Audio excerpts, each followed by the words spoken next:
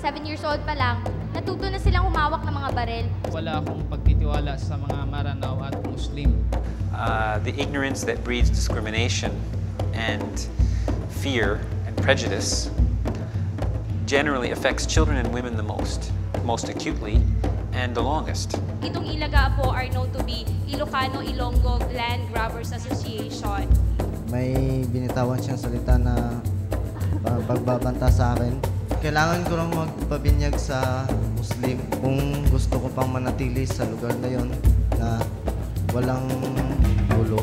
Hindi po dapat tayo manghusga ng iba base lamang sa mga sabi-sabi o mga naririnig natin. Siguro ginawa niya yon dahil hindi sa may dugo akong Kristiyano. Tumbok niya talaga nagantihan ako kahit na bayad na kami sa kanya. Pagbaba namin sa Manila Hotel, meron pang mga pulis na nag-escort pa sa amin para kami mga terorista. You can break the stereotype. You can begin to build bridges. Prejudice. The negative attitudes towards a person or group because they have a different religion, race, nationality, or gender. Taong 2005, nagpunta ako ng Manila upang maghanap ng trabahong mapapasok.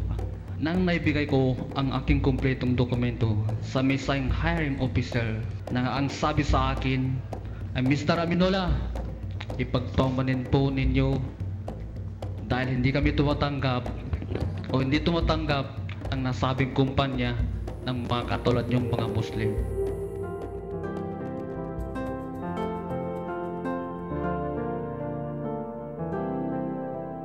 When people engage in us versus them kind of thinking, conflict can arise. Pagdating namin sa Manila, pinastay na kami sa ibang hotel. Hindi naman kami maarte. Kahit sa bundok, kahit sa puno, hasanay kami mga katutubo dyan. It's sad to say that dahil lang sa crime ng isang tao, 21 people were being killed. Parang ang simple-simple na lang po para sa kanilang patayin kami porket Muslim kami. Nung maliit pa ako, lagi nang sinasabi ng mga parents ko, mga Maranao at saka Muslim ay mga taong walang pinag-aralan, mga mahilig sa gulo o giyera, traitor. Akala ko po sila po yung mga magnanakaw, mamamatay tao, kidnapper at hindi mapagkakatiwalaan. Ito po dahil sa mga naririnig ko na nakakatanda. Dahil ba mga Muslims kami, killer na ba ang paningin ninyo sa amin? Kasi hindi talaga natin maaabot ang kapayapaan hanggat wala po yung mutual understanding kung ano yung belief at saka mutual respect. Engaging in peace-building activities is possible at home, in the school, and in the community. Una, dapat po natin tingnan ang ating mga sarili upang makita natin ang ating sariling prejudices. Pangalawa, iresolba natin na babaguhin natin ang ating mga sarili na magkaroon ng magandang pananaw sa iba.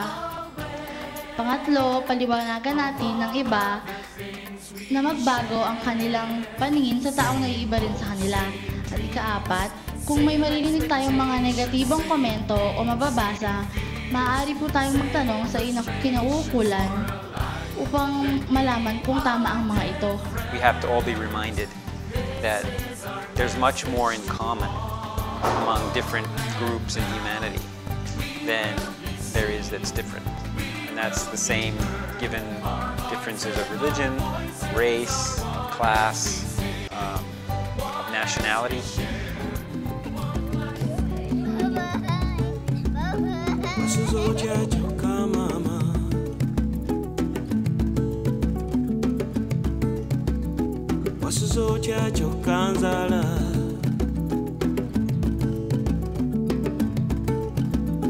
Onolya kuchichoka mama,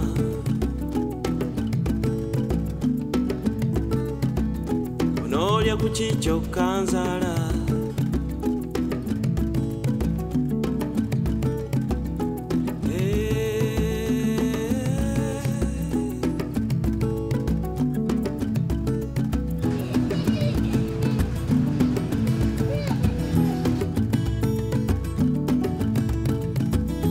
Nasuzeyo nga nkulowoozako, nasuzeyo nga nkulowoozako, nalya ku nkejje bambi, nanywa ku buugi mwattu. Nasuzeyo nga nkulowoozako, nasuzeyo nga nkulowoozako, nalya ku mawolu bambi, nalya ku binyeebwa bambi.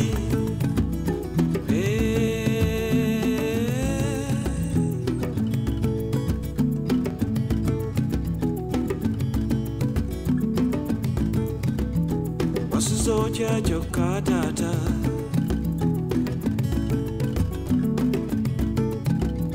wasuzocha choka nzala.